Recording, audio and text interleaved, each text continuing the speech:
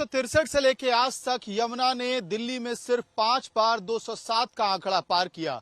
2023 में 208 के बाद दिल्ली में बड़ी बाढ़ आई थी और आज की तारीख में जब ये आंकड़ा 207 के पार है तो हम आपको आज तक पे बर्ड्स आई व्यू दिखा रहे हैं कि आखिरकार दिल्ली में कैसे हालात पैदा हो गए हैं। यमुना बाजार डूबा हुआ है, मोनेस्ट्री डूबी हुई है। इस वक्त ये birds eye view Mayur Vihar के यमुना बैंक के इलाके का है।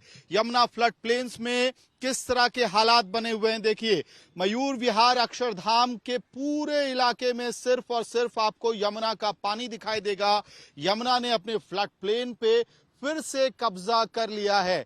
ऊपर से आपको मेट्रो की लाइन दिखाई देगी जो जा रही है और साथ ही ये सारी जमीन वो है जहां पे पूर्वी दिल्ली को, ईस्ट दिल्ली को सब्जियां मिलती थी। जिस इलाके से सारे खेत डूब गए हैं, यहां झुग्गी बस्तियों की बसावट थी, वो झुग्गी बस्तियां डूब गई हैं और दूर दूर तक अब अक्षरधाम तक आपको दिखाई देगा कि किस तरह से पानी ही पानी यमुना का हर जगह दिखाई दे रहा है।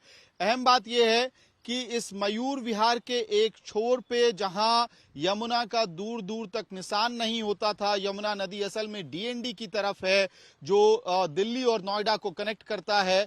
वहां से यमुना नदी ने लगभग 1-1.5 किलोमीटर लंबा सफर तय करके मयूर विहार के फ्लाईओवर के फ्लड प्लेन्स तक अपना कब्जा वापस ले लिया है। और इसका असर क्या हुआ, यहाँ पे बड़ी तादाद में लोग झुग्गियों में रहते थे और कई दशकों से यहाँ बसावट है। बसावट इस वजह से क्योंकि ये जमीन खेती के लिए बहुत ही उपजाऊ मानी जाती है, चाहे वो नॉर्मल खेती हो या फिर सब्जियों की खेती हो या फिर फूलों की बागवानी हो। देखिए कैसे पंप हाउस है वो पूरी तरह से डूबा हुआ है और साथ ही जिस जगह पे टेंट बनाया गया था लोगों को सुरक्षित रखने के लिए, एजेंसीज ने यह अंदाजा लगाया कि संभवतः यहां तक यमुना का पानी नहीं पहुंचेगा, लेकिन वो अंदाजा भी तब फेल हो गया जब 207 का आंकड़ा यमुना नदी ने पार कर लिया और धीरे धीरे करके हर वो जगह दिल्ली में जहां फ्लड प्लेन है, जहां यमुना एक समय तक अपना कब्जा रखती थी, उस पे